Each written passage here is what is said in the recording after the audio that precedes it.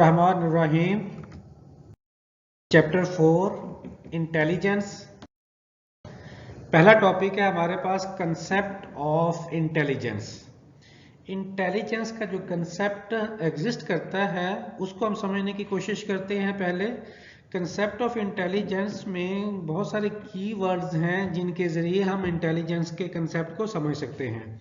मिसाल के तौर पर कैपेसिटी फॉर लॉजिक, यानी लॉजिक की किसी भी इंडिविजुअल्स के हवाले से कितनी कैपेसिटी है। हर साफ ज़ाहिर है कि हर इंडिविजुअल्स की एज अ ह्यूमन लॉजिक के हिसाब से जो कैपेसिटी है वो एक दूसरे से मुख्तलिफ है। जिस इंसान के अंदर लॉजिक की कैपेसिटी ज़्यादा होगी वो ज़्यादा इंटेलिजेंट कहलाएगा, जिसमें लॉजिक की कैपेसिटी कम होगी तो हम उसे लेस इंटेलिजेंट कहेंगे। इसी तरह capacity to understand, capacity to self awareness, capacity to learning, capacity to emotional knowledge, capacity to reasoning, capacity to planning, capacity to creativity, capacity to thinking and problem solving. यानी ये वो की words हैं जिनको हम यूज करते हुए एक इंडिविजुअल्स को दूसरे इंडिविजुअल्स के हिसाब से कंपेयर करते हैं। कि प्रॉब्लम सॉल्विंग के हिसाब से देखते हैं कि अगर एक इंसान दूसरे से बेहतर है तो हम कहेंगे कि वो दूसरे से ज़्यादा ज़हीन है। थिंकिंग के हिसाब से अगर एक इंसान दूसरे से बेहतर है तो हम कहेंगे वो दूसरे से ज़्यादा सोच के हिसाब से ज़्यादा ज़हीन है। तो इस तरह से के कीवर्ड्स को जहन में लाते हुए हम एक इंडिविजुअल्स को दूसरे इंडिविजुअल्स के साथ कंपेयर करते हुए इंटेलिजेंस का लेवल हम सेट कर सकते हैं। इसे आपके अब इन जनरल जो अगर हम देखें इंटेलिजेंस का कंसेप्ट कि एक इंसान के पास मालूमात का इकट्ठा करना, कितनी रेलिवेंट वो मालूमात इकट्ठी करता है, फिर उस नॉलेज को कितना अपने अपने पास रिटेन करता है, और फिर कितने उस माहौल के अंदर रहते हुए कितने बेहतर तरीके से उसको अप्लाई करता है। यानी सादा सी बात कि एक इंसान जितना ज़्यादा अकोमोडेटिव होता है किसी भी माहौल में, कितनी जल्दी एडजस्ट कर जाता है, उसी तरह से उसका इंटेलिजेंस लेवल ज़्यादा बेहतर होता है। तो इस तरह से ये की टर्म्स हैं जिसके ज़रिए हम अंडरस्टैंड कर सकते हैं कि व्हाट इज़ इंटेलिजेंस। अब हम कुछ साइकोलॉजिस्ट के पॉइंट ऑफ व्यू को देखते हैं कि उन्होंने इंटेलिजेंस के बारे में क्या कंसेप्ट दिया। एल्फ्रेड बिनेट के मुताबिक जो आपके पास इंटेलिजेंस है ये कम्प्लेक्स क्वालिटी है। जो कम्प्लेक्स क्वालिटी उसने बताई उसमें उसने 3 पॉइंट लिए। पहला पॉइंट में वो कहता है कि प्रॉब्लम्स को कोई जितना अच्छा तारीफ करता है या प्रॉब्लम को समझता है, फिर उसको जितना अच्छा समझने के बाद अपने माइंड को फोकस करते हुए उसको जितना अच्छा एग्जीक्यूट करता है, लागू करता है, इसका मतलब उसकी जहानत उतनी ज़्यादा है। यानी प्रॉब्लम्स को एप्रिसिएट करना, प्रॉब्लम को समझना और फिर प्रॉब्लम को एग्जीक्यूट करना। फिर दूसरे पॉइंट में वो कहता है कि किसी में ये सलाहियत होना कि making the necessary adaptation to reach a definite end कि मकसद तक पहुंचने के लिए, पर्पस तक पहुंचने के लिए कितना ज़रूरी अडेप्टेशन करने की जो सलाहियत है वो आपके पास जहानत में आती है। और तीसरा पावर ऑफ सेल्फ क्रिटिसिज्म। तो 3 पॉइंट लिए, प्रॉब्लम को अप्रिशिएट करना और उसको एग्जीक्यूट करना। दूसरे पॉइंट में वो कहता है कि मेकिंग द नेसेसरी अडेप्टेशन करना। तीसरे पॉइंट में वो कहता है कि क्रिटिसिज्म है। ये 3 पॉइंट्स जिसमें जितने ज़्यादा बेहतर होंगे उतना ज़्यादा वो पर्सन इंटेलिजेंट होगा। अब इसको बिनेट ने इस तरह से भी एक्सप्लेन किया कि किसी भी सिचुएशन को या किसी भी इवेंट को या किसी भी तरह आपके पास इन्वायरमेंट को जितना अच्छा जज करना, टू जज well, to understand well, to reason well.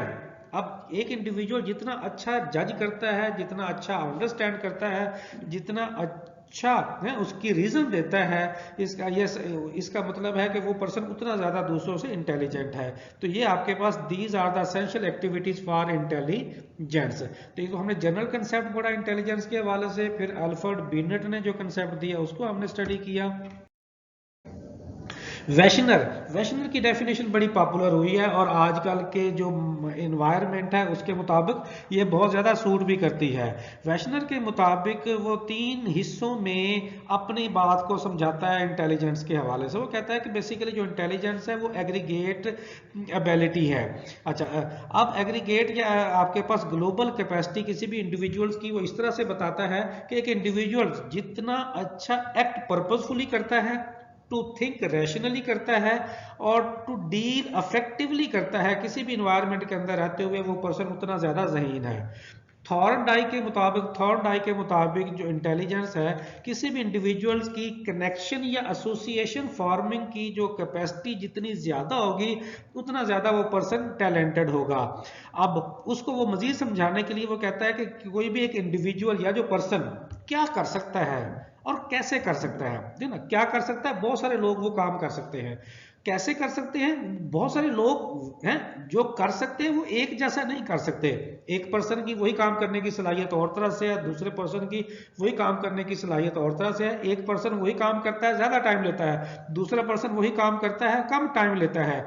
तो क्या कर सकता है कि इंडिविजुअल कैसे कर सकता है, और जो कैसे करने का मतलब यह है कि ट्राइपार्टाइट क्लासिफिकेशन है कि वो आपके पास सैफरिकी ट्राइपार्टाइट का होता है, सैफरिकी से कह सकते हैं कि एक से ज्यादा तरीके हैं कैसे करने के हवाले से। तो इस तरह से आप एक इंडिविजुअल्स की इंटेलिजेंस को चेक कर सकते हैं। इंटेलिजेंस को फर्दर वो आगे 3 हिस्सों में डिवाइड करता है कि एब्स्ट्रैक्ट या वर्बल इंटेलिजेंस होती है, प्रैक्टिकल इंटेलिजेंस होती है और सोशल इंटेलिजेंस होती है। एब्स्ट्रैक्ट या वर्बल इंटेलिजेंस में जो यूज ऑफ सिंबल्स का जो इस्तेमाल है वो एब्स्ट्रैक्ट या वर्बल इंटेलिजेंस के अंदर आता है। प्रैक्टिकल इंटेलिजेंस में ऑब्जेक्ट की मैनिपुलेशन की जो इन्वॉल्वमेंट है वो आपके पास प्रैक्टिकल इंटेलिजेंस के अंदर आती है। और ह्यूमंस के साथ डील करना, ये आपके पास जितना ज्यादा को अच्छा जितना डील करता है वो उतना ज्यादा सोशली इंटेलिजेंट होता है। तो थॉर्नडाइक के मुताबिक 3 तरह की सब डिवीजन की, एब्स्ट्रैक्ट या वर्बल इंटेलिजेंस, प्रैक्टिकल इंटेलिजेंस और सोशल इंटेलिजेंस। अब हम इंटेलिजेंस के 2 तरह के कंसेप्ट पढ़ते हैं जो आजकल चल रहे हैं। एक तो जनरल हमारे जहन में है कि हम इंसान हैं, हमारी हर एक जो इंटेलिजेंस है एक इंसान की दूसरे इंसान से मुख्तलिफ है। दूसरा, मशीन की इंटेलिजेंस भी अब आ चुकी है और वो बहुत पैरेलल ह्यूमन इंटेलिजेंस के चल रही है। तो दोनों कंसेप्ट को समझने की कोशिश करते हैं। ह्यूमन इंटेलिजेंस जैसे पीछे भी हमने स्लाइड्स में पढ़ लिया है, वही बातें जो है आप दोबारा उसको रिवाइज कर सकते हैं, रिपीट कर सकते हैं कि एक ह्यूमन की जो आपकी इंटेलेक्चुअल पावर जितनी ज्यादा होगी, हम कहेंगे वो ह्यूमन उतना बेहतर जो है इंटेलिजेंट है। अब जो आपके पास इंटेलेक्चुअल पावर है, साफ ज़ाहिर है उसका जो कॉग्निटिव है, कॉग्निटिव एक कम्प्लेक्स आपके पास क्वालिटी है किसी भी इंडिविजुअल के हवाले से, वो डायरेक्ट या सीधा सीधा किसी अंडरस्टैंड करना इतना आसान नहीं होता। बहरहाल उसमें आपके पास अब किसी भी कॉग्निटिव आपके पास कम्प्लेक्स कॉग्निटिव फीट्स आपके पास, फीट्स का मतलब क्या होता है, कारनामे, कि which is marked by complex cognitive feats and high level of motivation and self awareness। कि एक इंडिविजुअल के पास जितना ज्यादा हाई लेवल ऑफ मोटिवेशन होगी, जितनी ज्यादा सेल्फ अवेयरनेस होगी किसी भी चीज के बारे में, उतना ज्यादा वो पर्सन दूसरों के मुकाबले में ज्यादा इंटेलिजेंट होगा। अब जो intelligence enable human to remember descriptions and use this descriptions in future behaviour. आप ऐसे भी समझ सकते हैं कि आपके पास एक इंडिविजुअल किसी भी बात को याद करने के हवाले से जितना अच्छी उसकी वजाहत रखता है और उस वजाहत को यूज करते हुए इन फ्यूचर जितना बेहतर वो बिहेवियर बनाता है, हम समझते हैं कि वो पर्सन उतना ज्यादा इंटेलिजेंट है। It is a cognitive process, जो हमने है साफ जो इंटेलिजेंस है प्योरली कॉग्निटिव प्रोसेस है। It gives human the cognitive abilities to learn from form concept understand and reasons. अब इस आपके पास ये क्या करता है ह्यूमन को, ये ability give ability cognitive abilities to learn, सीखने की, कंसेप्ट बनाने की, समझने की और रीजंस की, including the capacity to recognise pattern. और इसके साथ साथ दूसरी कैपेसिटीज हैं जैसे पैटर्न को रिकॉग्नाइज करना, कंप्रीहेंड आइडियाज, कंप्रीहेंड का मतलब समझना होता है, आइडियाज को समझना, प्लान बनाना, प्रॉब्लम्स को समझना, उसको सॉल्व करना, यूज लैंग्वेज टू कम्युनिकेट, किसी भी लैंग्वेज को इस्तेमाल करते हुए कम्युनिकेट करना। कि हाँ, अब बहुत सारे लोगों को जुबान तो आती है लेकिन सब एक जैसा अच्छा कम्युनिकेट नहीं कर सकते। Intelligence enable human to experience anything. Intelligence basically किसी भी ह्यूमन की है कि जो लाइफ में चीज़ों का एक्सपीरियंस है या थिंकिंग प्रोसेस है वो इंटेलिजेंस के अंदर आता है। तो वही बातें हमने दोबारा रिपीट की हैं। ओवरऑल ह्यूमन इंटेलिजेंस वही आपके पास, जैसे वैश्नर ने भी कहा, बिनेट ने भी कहा, जर्नल भी हमने इंटेलिजेंस के बारे में पढ़ा है कि जितना हाई लेवल ऑफ मोटिवेशन होगा, जितनी सेल्फ अवेयरनेस होगी, जितना कंसेप्ट को समझने की अंडरस्टैंडिंग होगी, रीजंस की कैपेसिटी होगी, आपके पास आइडियाज़ को अंडरस्टैंड करने की अंडरस्टैंडिंग होगी, लर्निंग कैपेसिटी ज़्यादा बेहतर होगी, रिकग्नाइजिंग कैपेसिटी ज़्यादा बेहतर होगी, कम्युनिकेशन कैपेसिटी ज़्यादा बेहतर होगी, उसी हवाले से वो पर्सन उतना ज़्यादा इंटेलिजेंट होगा। तो ये तो था ह्यूमन इंटेलिजेंस के हवाले से। अब आ जाते हैं आर्टिफिशियल इंटेलिजेंस। आर्टिफिशियल इंटेलिजेंस साफ जो मशीन की जो इंटेलिजेंस होती है उसे आर्टिफिशियल इंटेलिजेंस कहते हैं।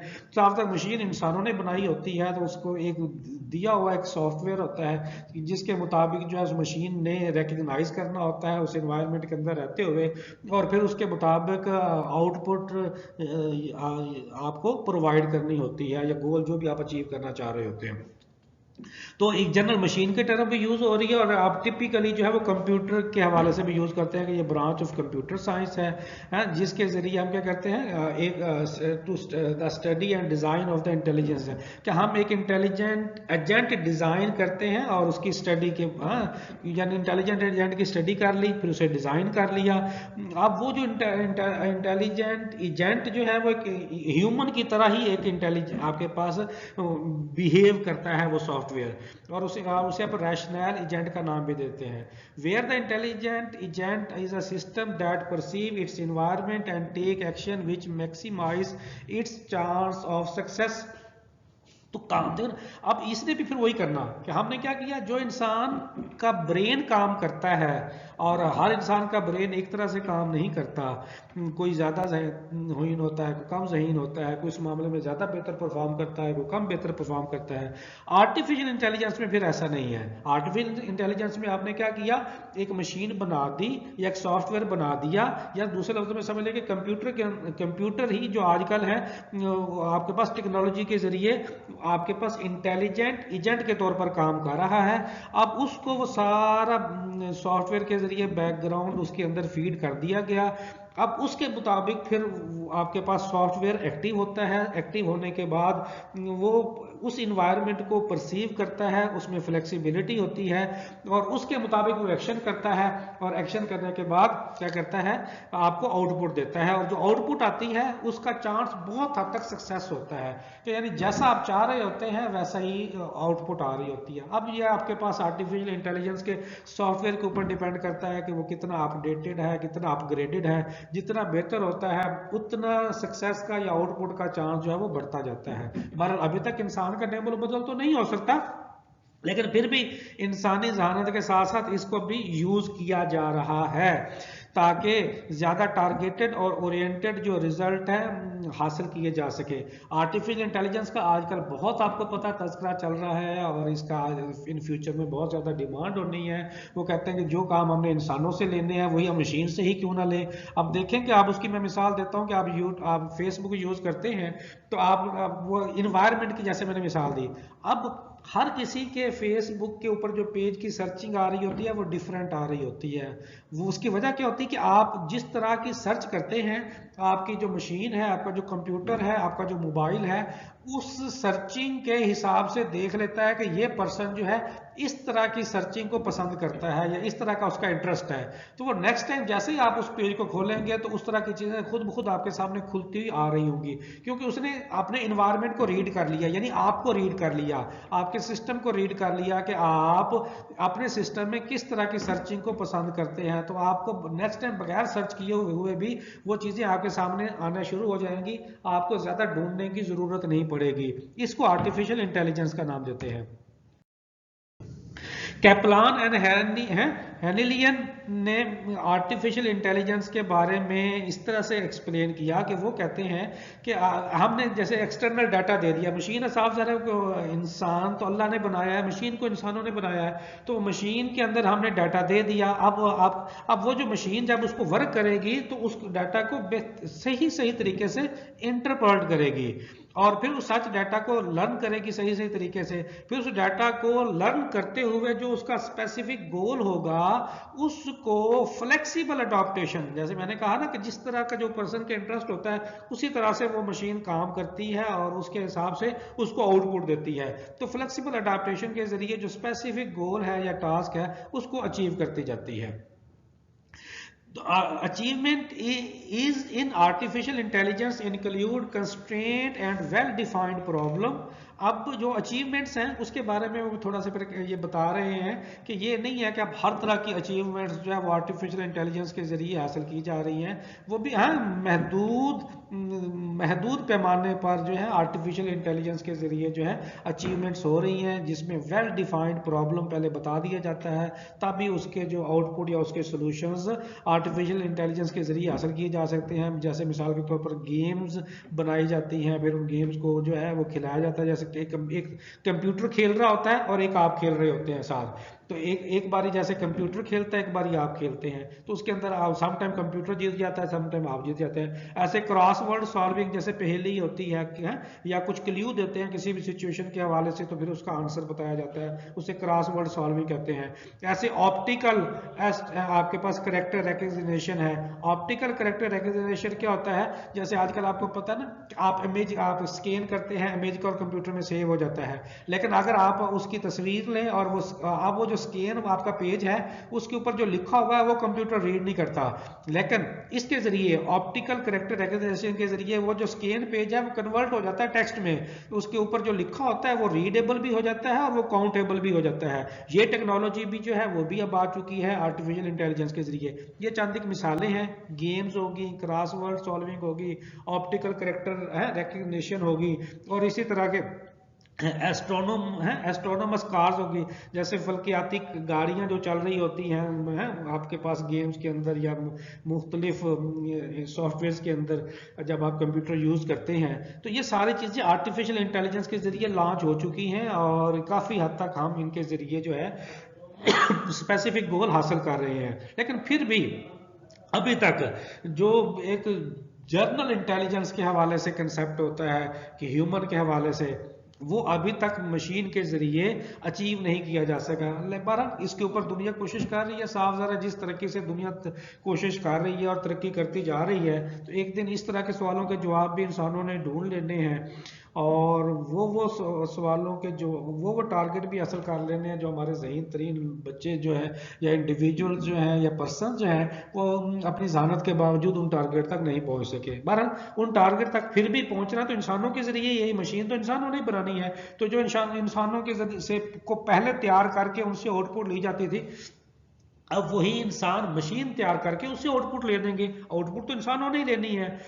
जनरल इंटेलिजेंस और स्ट्रॉन्ग एआई, एआई से क्या मुराद है, artificial intelligence, has not yet been achieved, अभी तक अचीव नहीं की जा सकी, and is a long term goal of AI research. साफ सर उसके लिए फिर आपको अभी बहुत ज्यादा दुनिया को रिसर्च करने की जरूरत है। Among the traits that researchers hope machine will exhibit are reasoning, knowledge, planning, learning, communication, perception, and the ability move and manipulate object।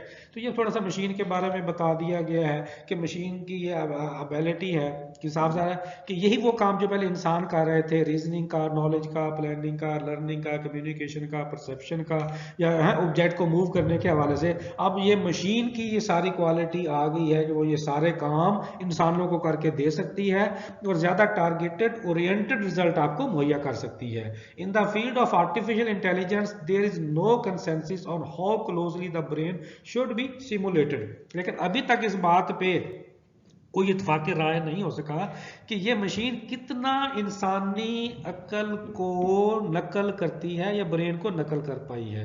बहरहाल साहब इस तरह के सवाल तो रहेंगे और सवालों के जवाब भी ढूंढे जाते रहेंगे, कुछ सवालों के जवाब मिलते जाएंगे, उससे कुछ मजीद सवाल बनते जाएंगे और इस तरह से जिंदगी साफ ज़रा अपना जो दुनिया जो है वो जैसे जनरेशन टू जनरेशन मूव करती जाएगी, मजीद तरक्की से तरक्की करती जाएगी। अच्छा, ये तो सारी बातें हमने पढ़ ली कि हमने इंटेलिजेंस का कंसेप्ट पढ़ा, फिर हमने पढ़ा मुख्तलिफ साइकोलॉजिस्ट का कंसेप्ट इंटेलिजेंस के बारे में पढ़ा, फिर आपने पढ़ा मशीन ह्यूमन इंटेलिजेंस, और हमने पढ़ा आर्टिफिशियल इंटेलिजेंस के बारे में। इन सारी बातों को पढ़ने के बाद अब हमने एक जनरल कंसेप्ट बनाते हैं इंटेलिजेंस के बारे में। जो जनरल कंसेप्ट है इंटेलिजेंस के बारे में वो 3 हिस्सों पर मुश्तमिल है: लर्न, रिकग्नाइज प्रॉब्लम और सॉल्व प्रॉब्लम। ये 3 हिस्सों के हिसाब से हम देखते हैं कि कोई भी इंडिविजुअल्स की जो इंटेलिजेंस है, चाहे वो आर्टिफिशियल इंटेलिजेंस है, चाहे वो ह्यूमन इंटेलिजेंस है, तो इन 3 पॉइंट्स के ऊपर आज की इंटेलिजेंस के म्यार को परखा जा रहा है। लर्न का मतलब क्या होता है? देखिए ना, हम सब लर्न करते हैं, लेकिन वो जो लर्निंग होती है हर किसी की मुख्तलिफ होती है। कोई मिसाल के तौर पर आप एक क्लास में बैठे हैं तो सारे बच्चे एक ही तरह से, जो टीचर पढ़ा रहा है वो सारी की सारी बातें हर बच्चा एक ही तरह से नहीं सीख रहा। या एक्विजिशन कि एक्वायर कोई कितना करता है, एक्विजिशन मेरी मुख्तलिफ होगी, है दूसरे की मुख्तलिफ होगी, तीसरे की उससे भी मुख्तलिफ होगी। बहरहाल एक्विजिशन, रिटेंशन, जो एक्विजिशन हुई है नॉलेज की, उसको रिटेन करना। अब हर कुछ लोगों को ज्यादा देर तक वो बातें याद रह जाती हैं जो उन्होंने सुनी होती हैं, कुछ जल्दी भूल जाते हैं। तो चीज को एक्विजिशन होना, रिटेंशन होना, और फिर use of knowledge in an important component of intelligence. Acquisition, retention और नॉलेज का यूज, ये 3 बातों का जो इस्तेमाल है वो लर्निंग के अंदर आ जाता है। इसी तरह रिकग्नाइज प्रॉब्लम। अब जो भी प्रॉब्लम है उसको क्या, जो आपके पास जितनी अच्छी रेलेवेंट इंफॉर्मेशन होंगी उतना अच्छा आप उस प्रॉब्लम को रिकग्नाइज कर सकेंगे। To put knowledge to use, people must be able to identify possible problem in the environment that need to be address. एक इंसान में जितना अच्छा प्रॉब्लम को रिकग्नाइज करने की सलाहियत होगी, साफ ज़ाहिर है उस प्रॉब्लम को उतना बेहतर एड्रेस करेगा। तीसरा, सॉल्व प्रॉब्लम। जो पर्सन जितना ज्यादा प्रॉब्लम को रिकग्नाइज कर रहा है तो साफ ज़रा उसमें प्रॉब्लम को सॉल्व करने की सलाहियत भी तो उतनी ज्यादा होगी। समटाइम ये होता है कि कुछ लोग प्रॉब्लम को रिकग्नाइज बहुत अच्छा कर लेते हैं लेकिन उसको सॉल्व, जैसे आजकल हमारे हकीम है नब्ज दे के बता देते हैं कि आपको फला फला बीमारी है, लेकिन चूंकि मेडिसिन में कोई तहकीक नहीं की, हमारे बड़े हकीम अपने नुस्खे लेके ही दुनिया से चले गए, तो वो लेकिन जब वो इलाज करते हैं तो इलाज जो है उससे मरीज ठीक नहीं होता। इसका मतलब प्रॉब्लम तो रिकग्नाइज कर लिया लेकिन प्रॉब्लम को सॉल्व नहीं कर सके। तो इंटेलिजेंस में प्रॉब्लम को सॉल्व करना, जितना रिकग्नाइज करना जितना इंपॉर्टेंट है उतना ही सॉल्व करना भी इंपॉर्टेंट है। तो तब जाके हम जहानत का क्राइटेरिया के ऊपर पूरा उतरते हैं कि लर्निंग के बाद प्रॉब्लम को रिकग्नाइज करना, रिकग्नाइज करने के बाद प्रॉब्लम को सॉल्व करना। अच्छा, अब इन तीनों बातों के बाद हम अपने जो है इंटेलिजेंस का कंसेप्ट है उसको सम अप करते हैं कि intelligence involve some different mental abilities. आप वो डिफरेंट मेंटल एबिलिटीज क्या है कि अब हम देखेंगे कि logic, reasoning, problem solving and planning, ये 4 बातें की हुई। इन चारों बातों को सामने रखते हुए हम इंटेलिजेंस को अंडरस्टैंड करेंगे। आप देखेंगे कि ये चारों बातों के हवाले से हर इंडिविजुअल्स की जो मेंटल एबिलिटी है वो दूसरों से क्या है, मुख्तलिफ है। पर इंटेलिजेंस जो है फिर भी एक बहुत जो है वो लार्ज सब्जेक्ट है और इसके ऊपर अभी भी बहुत ज्यादा रिसर्च होना बाकी है। साफ ज़ाहिर इसके हवाले से जो है बहुत सारे जो हैं एक दूसरे के हवाले से इत्तफाकात भी पाए जा रहे हैं और बहुत सारी कंट्रोवर्सीज भी पाई जा रही हैं। While psychologists often disagree about the determination and causes of intelligence, research on intelligence play a significant role in many areas. These areas include decisions regarding how much funding should be given to educational programs, the use of testing to screen job applicants, and the use of testing to identify children who need additional academic help. अब देखें वो controversies इसलिए है ना क्योंकि साफ ज़ाहिर है कि इंटेलिजेंस जिस बुनियाद के ऊपर हम कहते हैं कि इंटेलिजेंस एग्जिस्ट करती है और हर इंडिविजुअल्स में मुख्तलिफ एग्जिस्ट करती है, उसको मेजर करने के लिए, उसको डिटेक्ट करने के लिए अभी तक कोई प्रॉपर उसके ऊपर काम नहीं हो रहा। जैसे हमारे स्कूल्स हैं, जैसे हम डेवलपिंग कंट्रीज हैं, तो हमारे यहाँ कोई भी ऐसा कोई स्टैंडर्डाइज क्राइटेरिया नहीं है जिसके हिसाब से हम मेजर कर सकें किसी इंडिविजुअल्स के हवाले से। जैसे स्कूल है तो बच्चों के हिसाब से से हम मैयर कर सकें कि किस किस बच्चे में जहानत का क्या म्यार है और किस तरह की जहानत किस तरह के बच्चे में पाई जाती है। स्टैंडर्डाइज तरीके से कोई भी हमारा अभी तक पैमाना ऐसा लॉन्च नहीं, पैमाने तो बने हुए हैं लेकिन स्कूलों में लॉन्च नहीं किए जा सकते, लॉन्च नहीं किए जा रहे। इसी तरह से हमारे जो टीचर अपॉइंटेड होते हैं या डिफरेंट डिपार्टमेंट्स में डिफरेंट जॉब के लिए लोगों को हायर किया जाता है, उसके लिए समटाइम साइकोलॉजिस्ट को बिठाया तो जाता है रीड करने के लिए, लेकिन फिर भी कुछ स्टैंडर्डाइज क्राइटेरिया यूज नहीं किया जाता उनकी जहानत को मैयर करने के लिए, जज करने के लिए। तो अभी इस वजह से अभी जो जहानत का जो कंसेप्ट है, इंटेलिजेंस का जो कंसेप्ट है, वो अभी तक कंट्रोवर्शियल चल रहा है। बहरहाल इसके ऊपर अभी भी बहुत ज्यादा रिसर्च हो रही है और फर्दर हमारे पास इसकी ज्यादा अच्छी पिक्चर जो है वो आती जा रही है। How the concept of intelligence develop, अब इंटेलिजेंस का जो कंसेप्ट है वो कैसे डेवलप हुआ, ये जो सारी बातें हमने पढ़ ली हैं वहीं से भी हमने नतीजा अखज़ कर सकते हैं कि इंटेलिजेंस का जो कंसेप्ट है वो कैसे डेवलप हुआ। अब उसके लिए आपको पता है बीनेट ने अब बड़ा मशहूर आईक्यू इंटेलिजेंस कोशेंट का जो टर्म है वो इंट्रोड्यूस करवाई थी, इससे पहले करवाई गई थी है वो विलियम स्टेम ने, लेकिन फिर भी जो मशहूर हुई है वो बीनेट के नाम से हुई है और वेशनर के नाम से हुई है। बल 20वीं सेंचुरी में, अर्ली 20वीं सेंचुरी में आईक्यू की जो टर्म है वो इस्तेमाल हुई इंटेलिजेंस क्वोशेंट के नाम से।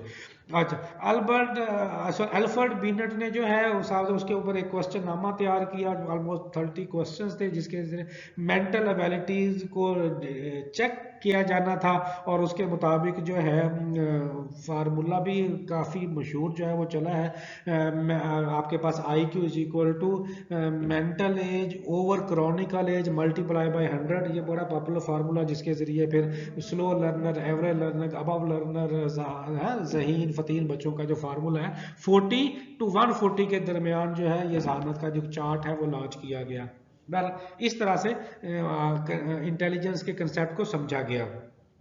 The term intelligence quotient or IQ was first coined in the early 20th century by the German psychologist named William Stem. Psychologist Alfred Binet developed the very first intelligence test to help the French government identifying school children who needed extra academic assistance. Binet was the first to introduce the concept of mental age or a set of abilities that children of a certain age possess. Since the time, intelligence testing has emerged as a widely used tool that has led to developing many other testing of skills and aptitude. However, it continued to spur debate and controversies over the use of such testing, cultural biases that may be involved, influence on intelligence, and even the very way we defined intelligence. तो इस तरह से intelligence का जो concept है, एक तो IQ के बारे में हमने समझा, फिर अभी तक वो कह रहा है कि आपके पास जो है इसके ऊपर जो है इंटेलिजेंस के ऊपर स्प्योर डिबेट का मतलब क्या है, SPU है, हौसला अफजा बहस भी हो रही है और कंट्रोवर्सीज भी उसके ऊपर जो है वो चल रही हैं। उसकी वजह अभी भी बहुत सारे जो स्टैंडर्डाइज टेस्ट हैं वो बन चुके हैं जिनके जरिए आप बच्चों के इंटेलिजेंस को भी मैयर कर सकते हैं और एप्लीकेंट की यानी जॉब लेने के हवाले से जो लोग आते हैं किसी भी डिपार्टमेंट के हवाले से उनकी भी इंटेलिजेंस को आप चेक कर सकते हैं। लेकिन फिर भी वो कहते हैं वो जो टेस्ट बन चुके हैं उनमें बहुत सारे अभी भी फ्लॉज हैं। जैसे एक टेस्ट अमेरिकन नेशनल कॉम के ऊपर बना हुआ है और चाहे वाइड रेंज में भी बना हो, लेकिन जब एशिया के ऊपर हम आके अप्लाई करते हैं तो वो कल्चरल चेंज होने की वजह से वो टेस्ट वैसे स्टैंडर्डाइज नहीं रह पाता जैसे उन्होंने बनाया हुआ होता है। तो इस तरह के अभी भी बहुत सारे इश्यूज जो हैं वो चल रहे हैं इनकी इंटेलिजेंस की कंट्रोवर्सीज के हवाले से, लेकिन फिर भी इंटेलिजेंस को काफ़ी हद तक जो है वो डिफाइन कर लिया गया है। उम्मीद है आने वाले वक्तों में इसके बारे में मजीद बेहतर अंडरस्टैंडिंग जो है वो दुनिया के सामने लॉन्च हो जाएगी। उम्मीद है कि आपको आज का सेशन की बेहतर अंडरस्टैंडिंग हो गई होगी और वर्ल्ड इंटेलिजेंस, उसका कंसेप्ट, उसके डिफरेंट साइकोलॉजिस्ट के हवाले से डेफिनेशंस, ह्यूमन इंटेलिजेंस और आर्टिफिशियल इंटेलिजेंस, और आज का जो ट्रेंड चल रहा है कि आपके पास इंटेलिजेंस है क्या, कि लर्न है, रिकग्निशन ऑफ प्रॉब्लम है और सॉल्व द प्रॉब्लम है, उसकी समझ आ गई होगी। और उसके लिए जो फार्मूला बनाया गया इंटेलिजेंस क्वेश्चन के हवाले से उसके बारे में बताया गया। और लेटेस्ट यही चल रहा है कि बहुत सारी हौसला अफजा जो है काम हो चुका है इंटेलिजेंस के हवाले से और कुछ कंट्रोवर्सीज भी चल रही हैं। उम्मीद है वक्त के साथ साथ ये भी बहुत बेहतर हो जाएगा। इसके साथ ही आपसे इजाजत चाहते हैं। अल्लाह हाफिज।